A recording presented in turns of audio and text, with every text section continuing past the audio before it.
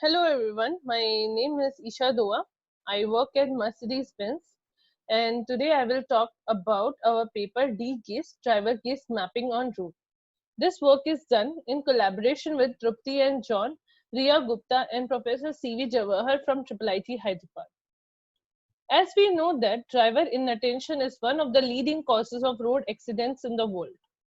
Studies show that 80% of all the crashes and 65% of the near crashes involve driver inattention due to distraction, fatigue, or just looking away. Driver distractions can cause drivers to overlook signboards, ignore signals, or miss pedestrians and other vehicles, resulting in serious accidents. To this end, eye gaze prediction can be used to ensure that the driver is paying attention at crucial points such as intersection and identify instances where the driver has not noticed a pedestrian crossing the road or rapidly overtaking vehicle. Now, we introduce the problem of mapping driver eye gaze to the points on the road.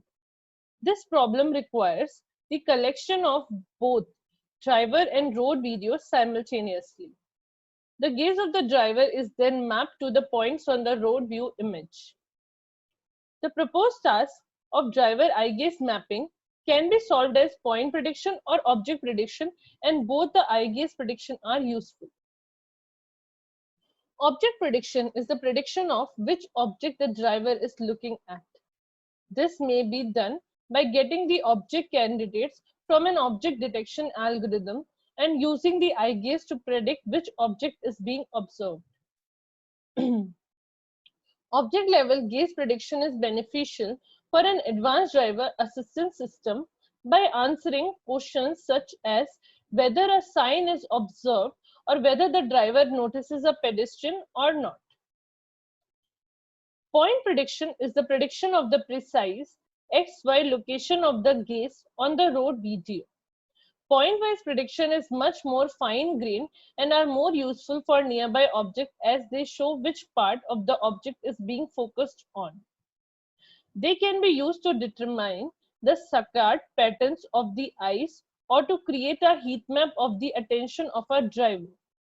They may even be converted into object-wise prediction. Currently, driver gaze datasets are collected using the eye tracking hardwares such as iLink or Tobii Eye Tracker, which are expensive and cumbersome and thus unsuited for use during testing. Another method of collecting is to ask the driver to look at the points while sitting in a stationary car. This method is not adequate as we cannot obtain the precise ground truth for such scenarios. In this work, we introduce a dataset to map the driver's gaze to the points on the road using the low-cost mobile phones. As it is infeasible and dangerous to collect the eye gaze data during driving, our dataset is collected in a lab setup to mimic the real driving conditions. Our dataset does not require expensive or proprietary equipments during deployment, as our data is collected using the mobile phone cameras. We provide annotation so that our dataset can be used for point-wise and object-wise prediction both. This is our dataset collection setup to collect the driver gaze data in a lab. The participant or the driver sits in front of a car drop. A projector projects the road video onto a wall in front of them.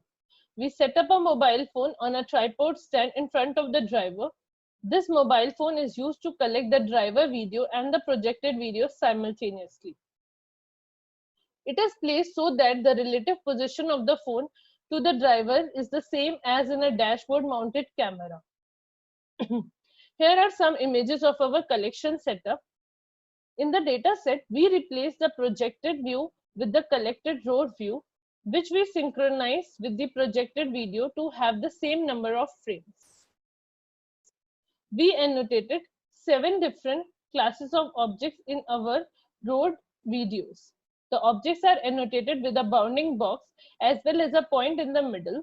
We ask the participant to look at these annotated points during the data collection. This is what a sample road video looks like. We can see that we have fixed objects and moving objects of different size and types. There are variations in lighting and many moving objects in the frame. We have collected data from 20 drivers, both male and female, of varying heights. There were some drivers with glasses and some were without glasses. This is what the driver side video looks like. As you can see, they are looking at moving points, but their eyes move very less, showing how difficult the eye gaze mapping problem is. We have 103 clips of the road view, each one annotated with one object from one of the 7 object classes. This is the distribution of the number of objects for each class. Here we see the special distribution of the facial features of the drivers as a heat map. The left eye is shown in blue, the right eye is shown in red, and the mouth is shown in green color of the heat map. This is the distribution of the object and point annotations in the road video. The object annotations are shown in red, the point annotation in blue, and we see that our annotated objects cover a good portion of the screen except the very top, which usually has a sky, and driver doesn't look at this portion much while driving.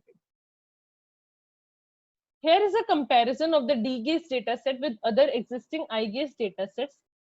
And most of these datasets are designed for predicting eye gaze on mobile phones or tablets. Ours is the only large-scale dataset for eye gaze prediction on the road. Now I present the ID-Gaze architecture, which is designed for eye gaze prediction on the road. The network has 2 branches. The first branch takes as input the cropped image of the left eye, which is passed through the two convolution layers, and the features are flattened. The second branch takes the extracted features of the face area, head pose, and face location in order to determine the gaze point. We need to know the angle of the head plus eye and how far the subject is from the screen or camera. We use the face area as a stand-in for the distance, as we consider the position of the camera and the screen as fixed for a session. These specific features are concatenated and fed into a fully connected layer, which is then fused with the upper branch. The fused features are again fed into the fully connected layer, which outputs the XY location of the eye gaze on the output image. There are variations in the dataset which arise from slight movement of the camera and participant between the sessions, the height and position of the facial features of the driver, etc. We take care of these variations using the separate calibration frames. At the beginning of each session, the participant is asked to look at 9 calibration points spread on the screen. These calibration points are used to fine-tune the network and improve the gaze prediction and make driver-specific models. Here are some of the qualitative results. In the first video, that is before calibration, the prediction is not steady and keeps flickering between the 2 points. After calibration, it steadies and predicts near the correct point.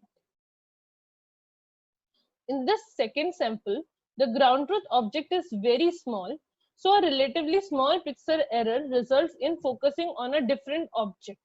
After calibration, the prediction is on the correct object. Here, the target object. In this example, the target object of a gaze is rather large, and so even with a large error, the correct object is focused upon. After calibration, the error gets much small.